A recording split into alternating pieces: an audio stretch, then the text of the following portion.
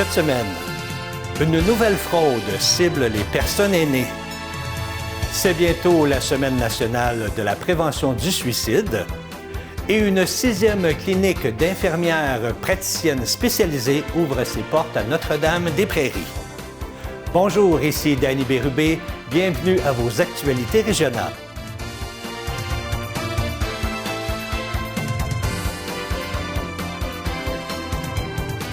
Bonjour à vous, j'espère que vous passez une agréable semaine du 30 janvier 2023. La Sûreté du Québec observe présentement une recrudescence d'un type de fraude qui cible les personnes aînées. Les fraudeurs réussissent sous divers prétextes à obtenir leur carte de crédit ou de débit, ainsi que les renseignements associés à celle-ci, comme votre NIP ou votre mot de passe. Le stratagème du faux conseiller est particulièrement observé. Notez qu'en aucun moment, les institutions financières ou les agences gouvernementales n'agissent de cette manière. On écoute le sergent Jean-Raphaël Drolet de la Sûreté du Québec qui nous met en garde contre cette fraude. Bonjour tout le monde, voici une alerte info émise par SQTV. On espère qu'elle va être partagée en grand nombre pour atteindre le maximum de Québécois parce qu'on observe actuellement une recrudescence d'un type de fraude en particulier. On a des cas un peu partout au Québec. En fait, ce sont des fraudeurs, un ou des fraudeurs qui vont se faire passer pour une institution financière et vont communiquer avec une personne ciblée en demandant de récupérer une carte de débit ou une carte de crédit sous différents prétextes. Donc, vont demander à la personne ciblée de placer cette carte-là dans une enveloppe avec les informations reliées à la carte, par exemple le numéro d'identification personnelle. Et là, il y a quelqu'un qui va se présenter à la résidence pour récupérer la carte dans une enveloppe. Ça peut être un représentant, on s'entend que c'est un complice ou le fraudeur lui-même, un représentant de l'institution financière qui va se présenter sur place à la maison pour récupérer l'enveloppe, ou ça peut être une compagnie de livraison qui va se présenter pour récupérer l'enveloppe, ou même, dans certaines régions, on a observé des chauffeurs de taxi qui avaient été mandatés pour aller récupérer cette enveloppe-là à la résidence. Il y a différentes variantes dans certaines régions. Au lieu que les fraudeurs se fassent passer pour une institution financière, se font passer pour des agences gouvernementales. On peut penser entre autres à la police, mais le but visé est le même, c'est-à-dire de récupérer une carte de service, une carte de guichet ou une carte de crédit et pour ensuite avoir accès au compte bancaire de la personne. Donc, si vous recevez ce type d'appel-là ou ce type de communication-là, on vous invite à raccrocher immédiatement, de ne pas fournir aucune information personnelle. Si vous avez été ciblé par les fraudeurs et que vous enregistrez une perte d'argent, malheureusement, il y a des gens qui ont subi des pertes là, de centaines de dollars, voire de milliers de dollars dans certains cas. Donc, on vous invite à communiquer avec votre service de police local. Si vous avez reçu ce type de communication-là sans fournir aucune information, sans remettre la carte, vous pouvez toujours signaler l'événement au Centre antifraude du Canada. Faites attention également à votre afficheur téléphonique. Il peut être trompeur des fois. Il peut vous indiquer agence du gouvernement ou institution bancaire ou encore service de police. Si on vous demande de l'argent, c'est non. Si on vous demande vos informations personnelles comme votre NIP ou votre numéro de carte de crédit ou bancaire, c'est non. Raccrochez. Personnellement, j'ai moi-même reçu un courriel d'un ami il n'y a pas si longtemps qui me disait avoir un problème et avait besoin d'aide. Il me demandait temporairement de lui prêter de l'argent. Me doutant bien que c'était une fraude, j'ai contacté cet ami pour me faire dire qu'il s'était fait pirater ses comptes Internet. Alors, on ne vous le répétera pas assez. Faites très attention. Et si malheureusement vous avez été fraudé, communiquez avec le Centre antifraude du Canada pour signaler cette fraude au 1-888-495-8501. C'est du 5 au 11 février prochain qu'aura lieu la Semaine nationale de la prévention du suicide sous le thème « Et si t'en parlais ». Pour l'occasion, le Centre de prévention du suicide de la Naudière invite ses partenaires et la population à lui emboîter le pas. Comme chaque année, l'événement a pour objectif de vaincre les tabous entourant le suicide et de faire connaître les différents services d'intervention mis à la disposition des personnes en détresse, de leurs proches aussi, et des personnes endeuillées par le suicide. Tous ces services sont disponibles en appelant au 1-866-APPEL ou encore en visitant leur site Internet au suicide.ca. Le Centre de prévention suicide de la Naudière met à la disposition des gens différents outils téléchargeables. Ces outils incluent des affiches à imprimer, des fiches d'activités clés en main pour animer des discussions et apprendre davantage sur la prévention du suicide, des visuels pour les réseaux sociaux ainsi que des outils destinés aux sentinelles en prévention du suicide. Rappelons que les sentinelles sont des adultes volontaires formés pour reconnaître, accueillir et diriger une personne suicidaire vers les ressources d'aide. Tous ces outils sont disponibles sur le site du Centre de prévention suicide de la Naudière à l'adresse figurant à l'écran. Pour améliorer l'accessibilité de la première ligne et pour relever les défis de capacité constatés dans les urgences de plusieurs installations du réseau, une 6e clinique d'infirmières praticiennes spécialisées a été ouverte à Notre-Dame-des-Prairies. La première sur le territoire du CI3S de la Naudière. L'équipe de cette clinique est composée de 2 IPS, des infirmières praticiennes spécialisées, de première ligne qui travaillent 5 jours semaine, ainsi que d'une IPS en santé mentale à temps partiel. Elles sont entourées d'une équipe compétente formée de médecins collaborateurs, d'infirmières cliniciennes, d'infirmières auxiliaires et d'autres professionnels, notamment une inhalothérapeute. Les IPS de cette clinique auront l'occasion de jouer pleinement le rôle qui leur est dévolu et pourront répondre de manière autonome aux besoins des citoyens et citoyennes. La création de cette clinique permettra d'offrir un meilleur accès aux services de première ligne pour la clientèle sans médecin de famille et la clientèle pédiatrique, particulièrement celle du nord de la Naudière. La clientèle de la clinique est entièrement orientée par le guichet d'accès à la première ligne, le GAP, ou par un professionnel de l'urgence lorsqu'il s'agit de cas évalués comme non urgents. Rappelons que lors de la mise sur pied de la cellule de crise, le ministre Dubé s'était engagé à ouvrir 2 cliniques d'IPS. La nouvelle clinique d'IPS de la Naudière représente la 6e clinique d'IPS ouverte depuis cet engagement du ministre. Il s'agit d'un dépassement important des objectifs. De par sa formule unique, en plus de contribuer à soulager la pression sur les urgences, cette nouvelle clinique répond également aux enjeux de pénurie de main-d'œuvre du réseau de la santé. Le CI3S de la Naudière annonce l'accès à sa nouvelle chambre L'Envolée, spécialement aménagée au centre hospitalier de la Naudière pour l'aide médicale à mourir. Cette chambre est dédiée aux usagers qui ont formulé une demande, qui sont admissibles à ce soin et qui font le choix de ne pas recevoir l'aide à mourir à leur résidence.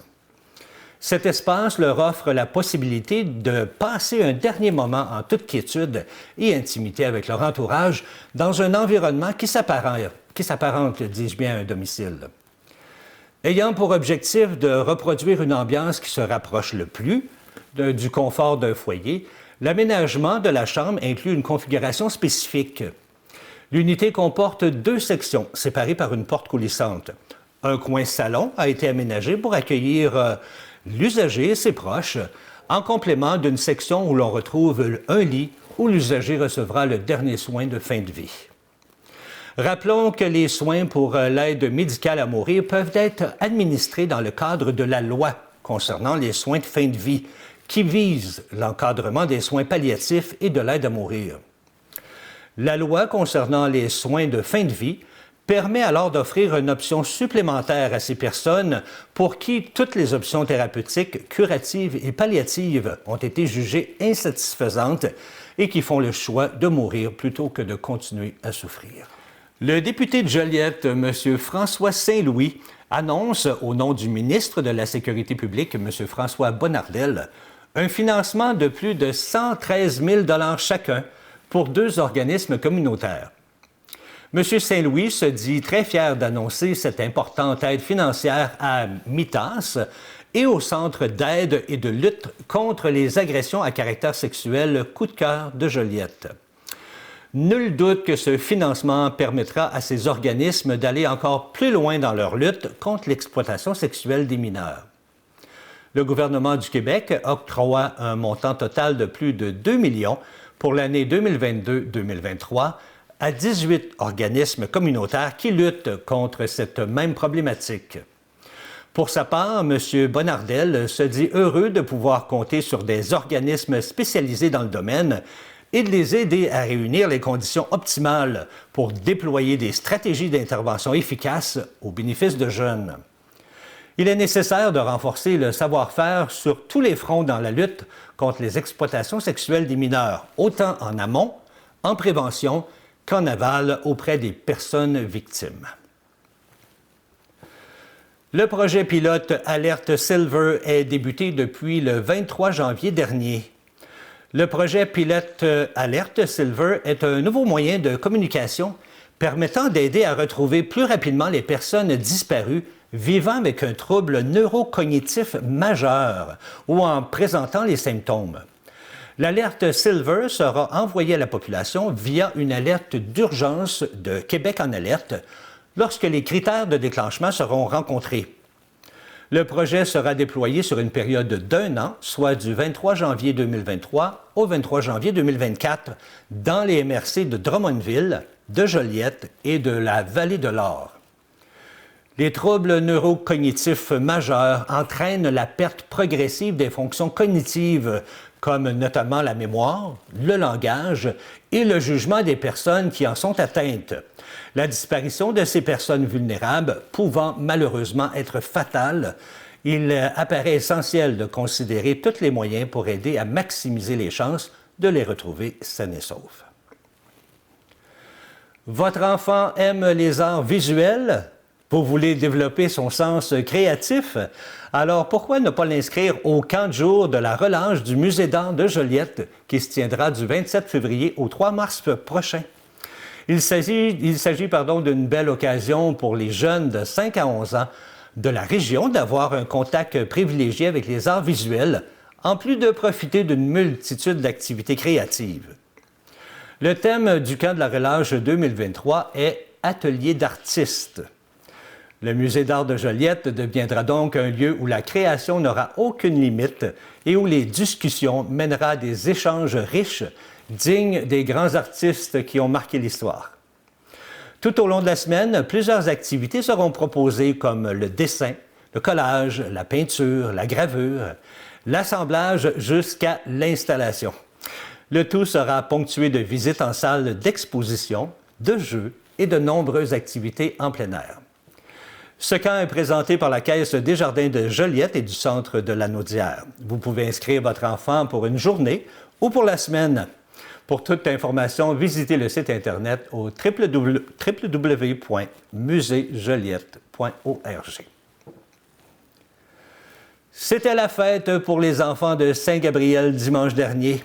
En collaboration avec les villes de Saint-Gabriel de Brandon et de Cible Famille Brandon, la première partie de cette grande fête, les flaconnades, a eu lieu sur la rue Monday. Avec cette belle neige qui tombait durant toute la journée, les enfants et même les parents ont pu s'en donner à cœur joie. Ils en ont profité pour faire des activités en famille. Malgré le fait que c'était difficile de se déplacer en voiture, les parents et enfants s'y sont rendus à la marche.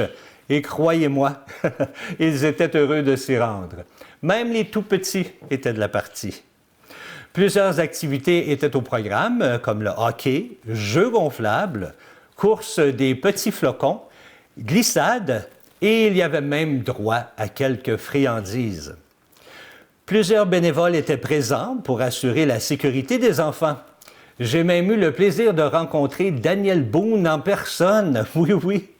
Monsieur Daniel Baudouin, de son vrai nom, propriétaire du centre Zenning de Saint-Gabriel, était de la partie pour divertir les enfants.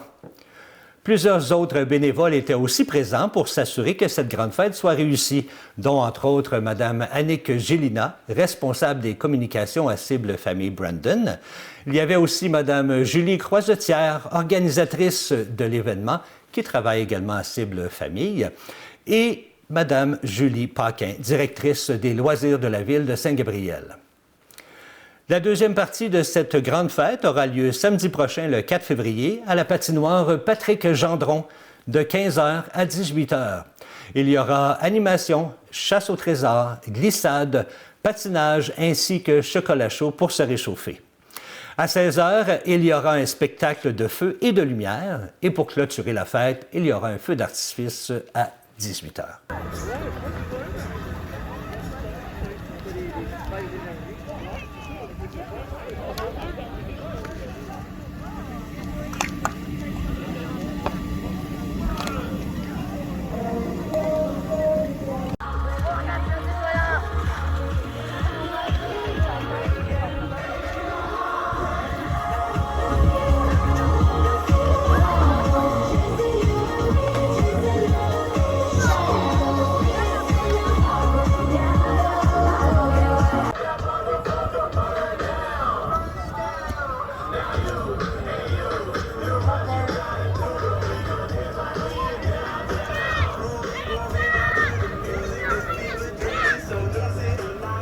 Du côté de Joliette, eh bien, c'est le 10 et 11 février prochain qu'aura lieu le Rétro Week-end, une fin de semaine de festivités hivernales. Le centre-ville de Joliette ainsi que le site de la patinoire bleu-blanc-rouge seront animés en grand pour le bonheur de tous. Selon M. Joël Landry, directeur général de la Caisse des Jardins de Joliette et du Centre de Lanaudière, il se dit heureux de ce nouveau partenariat avec la ville de Joliette. Rares sont les activités gratuites et familiales qui permettent de vivre des expériences hivernales aussi mémorables. Du côté du centre-ville, eh bien, c'est le groupe musical Boy Band Story qui prendra d'assaut la place Bourget le 10 février à 19h. Une performance des plus nostalgiques vous attend avec les meilleurs succès des grands boy bands tels que les Backstreet Boys, NSYNC, New Kids on the Block, One Direction et plusieurs autres. Le samedi 11 février de 18h à 21h, bien, ce sera au tour du site de la patinoire bleu-blanc-rouge, situé sur la rue Lépine, de revêtir une touche de nostalgie. Les meilleurs morceaux des dernières années seront lancés par un DJ. Il y aura aussi de l'animation familiale avec mascotte, ainsi que des sculptures de neige réalisées par les Crazy Québécoises. Tout sera en place pour une soirée exaltante. Alors que vous soyez sur patin ou hors glace, la fête se déroulera autant sur la surface réfrigérée qu'à l'extérieur. Il y aura des foyers, des espaces détente qui seront aménagés pour que tous puissent en profiter. Ne manquez surtout pas l'éclat de la soirée, les feux d'artifice dès 19h. Qui ne connaît pas Mado Lamotte, cette drag queen, chroniqueuse et chanteuse montréalaise qui nous a fait découvrir le bingo d'une différente façon? Interprétée par Luc Provost depuis maintenant plus de 35 ans, c'est quand même toute une carrière. Eh bien, elle sera de passage à Saint-Gabriel le jeudi 16 février prochain. Mado Lamotte fête la Saint-Valentin avec nous. Elle sera à la salle Jean Coutu du Centre sportif et culturel de Saint-Gabriel. Les billets sont présentement en prévente au coût de 35 $, une économie de 5 $ sur le prix régulier de 40 $. C'est une présentation de Le Touzard. Le Touzard, c'est un organisme à but non lucratif en milieu agroalimentaire, naturel et ancestral. C'est un centre d'art, un restaurant, un bar et une scène. Leur mission artistique fait la promotion de tous les arts et de tous ceux qui les pratiquent. Il y a même un comptoir ici à Saint-Gabriel, le Touzard, au 198 198A, rue de la Naudière, ici à Saint-Gabriel.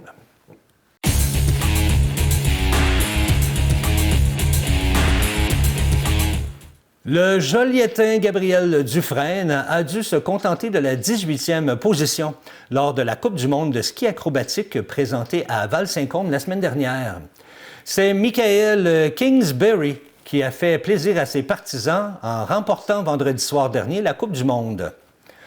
En grande finale, Kingsbury a surpassé ses adversaires avec un pointage de 85,37 points, soit plus de 3 points d'avance sur le Suédois Walter Wahlberg. Par contre, Gabriel Dufresne avait de grandes attentes avant de dévaler la pente de Val-Saint-Côme. Une place au minimum avec les 16 meilleurs bosseurs était dans sa mire. Mais cette 18e place, avec 74,8 points, et l'exclusion de la première finale lui ont laissé un goût amer. L'athlète de Joliette a manqué sa place parmi les 16 finalistes par seulement 0,17 points. Et des notes moins élevées reçues par les juges dans les sauts lui ont coûté le privilège d'aller plus loin dans la compétition. Devant sa famille et ses amis, Gabriel Dufresne n'a pu répéter sa 10e place obtenue il y a un an au Mont-Tremblant. Il aurait bien aimé voir son parcours se prolonger, malheureusement. Gabriel occupe le 12e échelon au classement mondial.